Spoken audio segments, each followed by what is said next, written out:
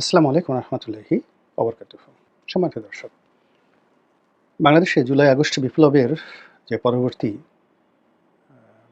১০ মাস ১১ মাস চলে গেল এবং সেই বিপ্লব পরবর্তী যে বর্ষপূর্তি, সেই বর্ষপূর্তির সময় আমরা পালন করছি ২০২৪ সনের যে উত্তাল জুলাই, সেই উত্তাল জুলাই ১১ মাস পরে এসে ২০২৫ সনের যে জুলাই মাস, সেই জুলাই মাসে কী অমন আছেন? বা জুলাই মাসের যে অবস্থা বাংলাদেশে ২৫ সনে, এটি ২০২৪ সনের জুলাই মাসের সঙ্গে কতটা সম্পৃক্ত এবং আমরা ২০২৪ সনের জুলাইকে কীভাবে স্মরণ করছি? এইগুলো এক। ২ নম্বর হলো যে আগস্ট মাসের ৫ তারিখ ২০২৪, যেদিন শেখ হাসিনার পতন হয়েছিল এবং সারা বাংলাদেশে যে উৎসব এবং সেদিন যা কিছু হয়েছিল এই বাংলায়, অমন ঘটনা এ জীবনে আমি দেখিনি। এমনকি যাকে বলা হয় যে ১৬ই ডিসেম্বর ঢাকার রাজপথে কী ধরনের পরিবেশ ছিল, পরিস্থিতি ছিল, ওটা আমার জানা নেই। যারা প্রত্যক্ষদর্শী তারা বলতে পারবেন। কিন্তু আমি যেটা ২০২৪ সনের আগস্ট মাসের বিকালবেলা দেখেছি, ৬ আগস্ট দেখেছি, এই দৃশ্য আমি যতদিনই বাংলাদেশে বাঁচব, ততদিন আমি ভুলতে পারব না। এখন সেই যে আনন্দ, সেই যে উল্লাস, ২০২৪ সনের ৫ তারিখে আমি যখন সকালবেলা বাসা থেকে বের হলাম, একটা অনিশ্চিত ভবিষ্যৎ। মুষলধারে বৃষ্টি হচ্ছে ঢাকাতে। পুরো ঢাকা শহরে কারফিউ। তার মধ্যে সকাল ৯টায় আমি বাসা থেকে বেরোলাম একটা রিকশায় করে। আপাতমস্তক সারা শরীর ভিজে চুপচুপ হয়ে গেলাম। তারপর মিলিটারির সামনে পড়লাম, পুলিশের সামনে পড়লাম। একেবারে গুলি করে দিবে, এরকম একটা অবস্থা। এবং আমি আমার যে একটা পরিচিতি আছে বা ফেজ আছে, ওটা প্রদর্শন করার সময় আমি পাচ্ছিলাম না। এর কারণ হলো, আমি যে রিকশাতে ছিলাম, রিকশার হুড টানা ছিল, সামনে পর্দা ছিল। দ্বিতীয়ত এত বৃষ্টি হচ্ছিল, মুষলধারে বৃষ্টি হচ্ছিল যে ঠিক ৪-৫ হাত দূরের মানুষকেও কিন্তু চেনা যাচ্ছিল না। কাজেই সেই কারফিউ ভঙ্গ করে আমার রিকশাটি যে চলছিল এবং সেটাকে উপলক্ষ করে থামানোর জন্য বা সেটাকে ধরাশায়ী করার জন্য যেভাবে বন্দুকের নল উঠানো হচ্ছিল এবং যেভাবে বন্দুকধারীরা গালাগাল করছিল, ওই দৃশ্য আমি কখনো ভুলব না। আমার ভয় ছিল না, আতঙ্ক ছিল না। কিন্তু আমি এটা দেখেছিলাম, যেটা আমার জন্মের পরে এই বাংলাদেশে আমি কখনো দেখিনি। তো সেইরকম ঝুঁকি নিয়ে আমার বাসা থেকে আমার অফিস পর্যন্ত প্রায় ৩ ঘন্টা এদিক ওদিক বিভিন্ন গলি উপগলি ঘুরে তারপরে যখন আমি আমার অফিসে এলাম, তখন দুপুর ১২টা। তো দুপুর ১২টা, এরপরে শেখ হাসিনার পতন হলো। আমি অফিসে বসে কাজ করলাম, ভিডিও বানালাম। ওই দিনের অনেকগুলো ভিডিও আছে। তারপরে রাত্রি ১০টা ১০:৩০টার সময় আমি বের হলাম আমার অফিস থেকে। গাড়ি ছিল না, একেবারে একাকী। রাস্তায় মানুষ উচ্ছ্বাস। আমার মনে হলো যে, ইস! কেন আমি দুপুর ২টোর সময় বেরোলাম না? কেন আমি ৩টার সময় বেরোলাম না? আমি কেন ১০টার সময় বের হলাম? আমাকে যারা চিনতেন, মানে মুহূর্তের ভিতরে সবাই চিনে গেলেন। পুরোটা পথ এই কেউ মাথায় করে নাচছে, কেউ ফুল দিচ্ছে, কেউ গণভবন থেকে আসার সময় জড়িয়ে ধরছে, কেউ একটা চুম্বন দিচ্ছে। মানে একটা অভূতপূর্ব দৃষ্টি। আমার কাছে মনে হলো যে আমি যদি ৩টার সময় ৪টার সময় সেই গণভবনের সামনে থাকতাম, রাজপথে থাকতাম, মানুষের ভালোবাসায় বাঁচতাম কিনা এটা নিয়ে আমার একটা সন্দেহ। আমি মরে যেতাম। এখন আমার কাছে মনে হচ্ছে যে মরে যাওয়াটাও আমার জন্য অনেক শান্তির ছিল। আমি কেন সেই আ বিপদের দিনে বের হলাম, কিন্তু সুখের সময় আমি কেন রাস্তায় বের হইনি? আমি আসলে ৬ তারিখও রাস্তায় বের হয়নি, ৫ তারিখও রাস্তায় বের হয়নি, ৮ তারিখও ক্যান্টনমেন্টে যাইনি, বঙ্গভবনেও যাইনি, গণভবনেও যাইনি। কোনো অনুষ্ঠানে যাইনি। আমি আমার মতো করে থেকেছি। এনিওয়ে সেটা ভিন্ন একটা প্রসঙ্গ। এখন যে আনন্দের আ অংশীদার আমি, উচ্ছ্বাসের ভাগীদার আমি। গত ১১টি মাস ধরে ধীরে, ধীরে আমার সেই উৎসাহ, আনন্দ বিষাদে পরিণত হয়ে গেছে আপনাদের অনেকের মতন করে। আমি যে স্বপ্ন দেখেছিলাম, যে আশা করেছিলাম, আ সেই আশা এবং স্বপ্ন পুরোটাই রিভার্স হয়ে গেছে। সেই স্বপ্ন যে শেখ হাসিনার ফ্যাসিবাদের পরিবর্তে একটি নতুন গণতান্ত্রিক বিধি ব্যবস্থা আসবে। এটি আইনশৃঙ্খলার অবনতির পরিবর্তে উন্নতি হবে। ছাত্রলীগ থাকবে না, যুবলীগ থাকবে না, তারপর ফ্যাসিবাদ থাকবে না। শুধু গণতন্ত্র থাকবে, মানুষের প্রেম থাকবে, ভালোবাসা থাকবে, হাসি থাকবে, উচ্ছ্বাস থাকবে, ব্যবসা-বাণিজ্য সবকিছুই থাকবে। এবং আমি ২০১৯ সনে এই সিদ্ধান্ত নিয়েছিলাম যে শেখ হাসিনার পতনের পর আর সক্রিয় রাজনীতিতে জড়াবো না। অর্থাৎ ইলেকশন-টিলেকশন এগুলো আর করব না। তো এই বিষয়টা নিয়ে জনাব তারেক রহমান সাহেবের সঙ্গে আমার বেশ খোলামেলা আলোচনা হয়েছে এবং উনি খুব আশ্চর্য হয়ে গেলেন যে, "রনি ভাই, তাহলে আপনি এলেন কেন? বিএনপিতে আপনি এলেন কেন? আপনি যদি ইলেকশন না করেন, রাজনীতি না করেন, দলীয় কোনো পদবি যদি আপনার না থাকে, আ প্রয়োজন না হয়, তাহলে আপনি এলেন কেন? আমি বললাম যে, "আসলে শেখ হাসিনার পতনের জন্যই আমি আপনার এখানে এসেছি।" একেবারে খোলামেলা এই কথাটা বিটুইন হি অ্যান্ড মি। এবং এই যে যুগোপবাদভাবে এই কাজটি আ সফল হলেই আমি সবচেয়ে বড় প্রাপ্তি, এর চেয়ে বড় প্রাপ্তি নেই। তো যার জন্য যখন ৫ তারিখে শেখ হাসিনা চলে গেলেন, তখন আমি আসলে আবেশে একেবারে চোখ বুজে ফেলেছি। আমার আর কিছু দরকার নাই। যদি সবকিছু স্বাভাবিকভাবে চলতো, আ তাহলে আমার হয়তো YouTube করা হতো না। আমাকে আপনি কখনো আর Facebook এ দেখতেন না। আমি আর লিখতাম না। আমি একেবারে পুরোপুরি অবসর নিয়ে নিতাম। একেবারে অবসর। এর কারণ হলো অবসরে যাওয়ার জন্য যথেষ্ট যাকে বলা হয় আমার কারণ আছে। আমি ৮৬ সন থেকে কন্টিনিউয়াসলি পরিশ্রম করছি। এই যে দেখেন আমি কথা বলছি আমার গলাটা কিন্তু আজকে প্রায় ১৫ দিন যাবৎ আমি অসুস্থ। ভীষণ রকম অসুস্থ। তো এই অসুস্থের মধ্যে একটু গরম পানি খাই, পা ভিজিয়ে রাখি গরম পানিতে, গলাটা একটু ভালো হয়, তারপরে কথা বলি।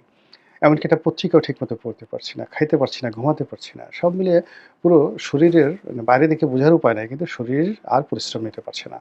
তো কাজেই আমার আসলে রিটায়ারমেন্ট দরকার। আমার ছেলেমেয়েরাও বড় হয়ে গেছে। আমি বিয়ে করেছি 1986 এ। আমার বড় ছেলেটি আ ১৯৯৪ সনে এই পৃথিবীতে এসেছে। মেয়ে, ছেলে তাদের বিয়ে হয়ে গেছে। ছোট ছেলে তারাও মানে সবাই established এখানে আ একটা মানুষের কাজ করা, পরিশ্রম করা এখন আসলে আল্লাহ বিল্লাহ করা ছাড়া আমার আসলে তেমন কোনো কাজ নেই। তো সব যদি স্বাভাবিক থাকতো তাহলে যেভাবে রাজনীতি না করার ব্যাপারে সিদ্ধান্ত নিয়েছিলাম, ওভাবে জীবনের অন্যান্য যে কর্মকাণ্ডগুলো টক শোতে যাওয়া অনেক কষ্টকর ব্যাপার। প্রতি রাত্রে সেই আপনি টেলিভিশনের গাড়িতে করে নিজের গাড়িতে করে ১২টা ১টা পর্যন্ত সেই টেলিভিশন স্টেশনে গিয়ে বসে থাকেন, আসেন। আসার পর ঘুমাতে ২টো ২.৫টা বেজে যায়। আর আমি এমনি রাত ৩:৩০ টার সময় আমি ঘুম থেকে উঠি। তো আপনি যদি রাত ২টোর সময় বিছানায় যান এবং অলমোস্ট মাসের মধ্যে তো ১৫ দিনই এই অবস্থা হয়। টকশো থাকে। মাসে গড়ে ২০ থেকে ২৫ টি টকশো থাকে। এর মধ্যে কোনো টেলিভিশন রাত ১০টা, কোনো রাত ১২টা।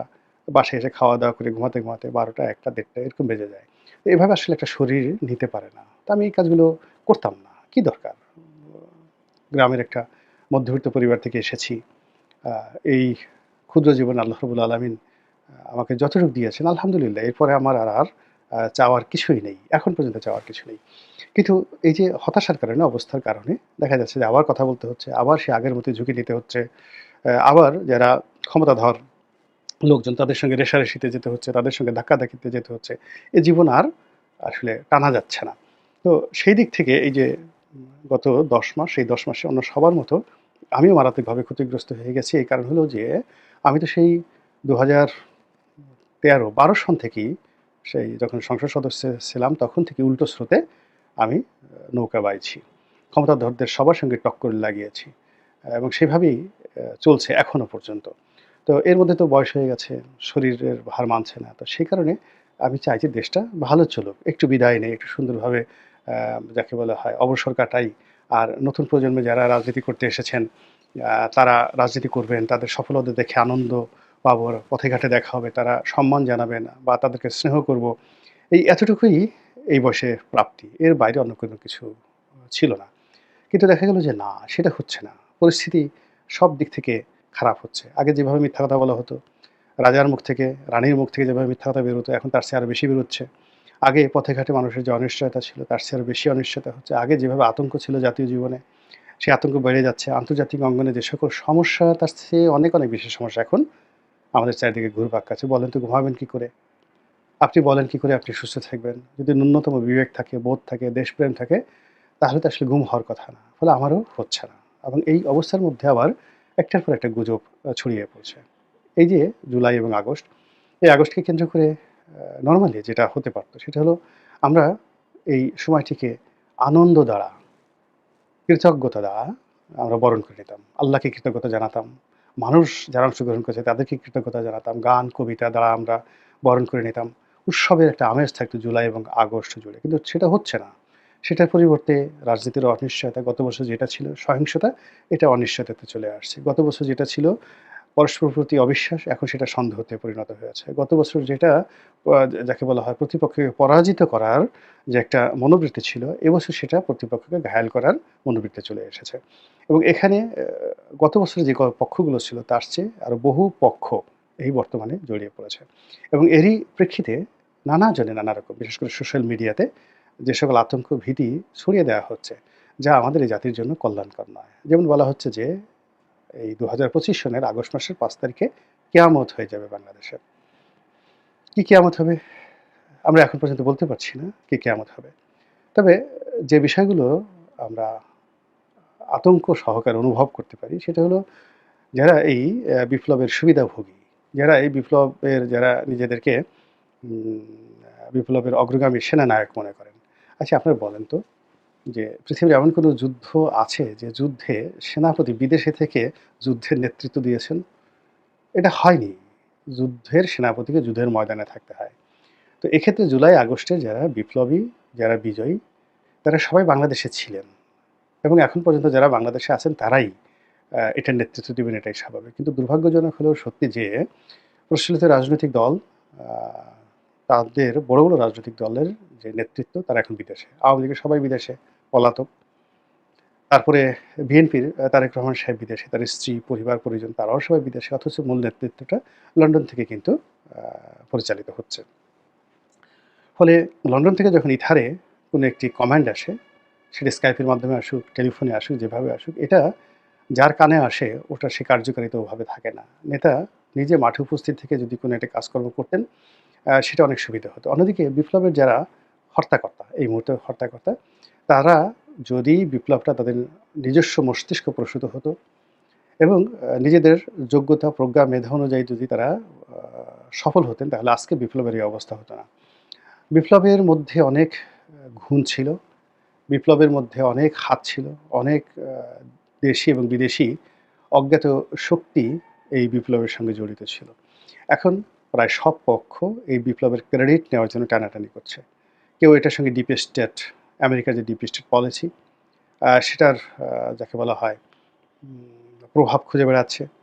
কেউ এটার সঙ্গে সিআইএ এর প্রভাব খুঁজে বেড়াচ্ছে, কেউ এটার সঙ্গে রয়ের প্রভাব খুঁজে বেড়াচ্ছে, কেউ মোসাদের প্রভাব খুঁজে বেড়াচ্ছে, কেউ চীনের প্রভাব খুঁজে বেড়াচ্ছে, কেউ ইউটিউবার যারা বিদেশে বসে ইউটিউব করে তাদের প্রভাব খুঁজে বেড়াচ্ছে। কেউ বলছে যে না আমি তো ফেসবুকের মাধ্যমে বিপ্লব ঘটিয়ে দিয়েছি। কেউ বলছে আমরা ইউটিউবের মধ্যে সব ঘটিয়ে দিয়েছি। আমি যদি ইউটিউবের কথা না বলতাম এটা কি হতো? কেউ হয়তো বলছেন যে I am the first man, যে এই ফেসবুকের যে প্রোফাইল এটা আমি লাল করে দিয়েছি এবং এই লাল করে দেওয়ার কারণেই যে বিপ্লবটা শুরু হয়েছে, রক্তাক্ত বিপ্লবটা শুরু হয়েছে। আমি যদি লাল না করতাম এটা হতো।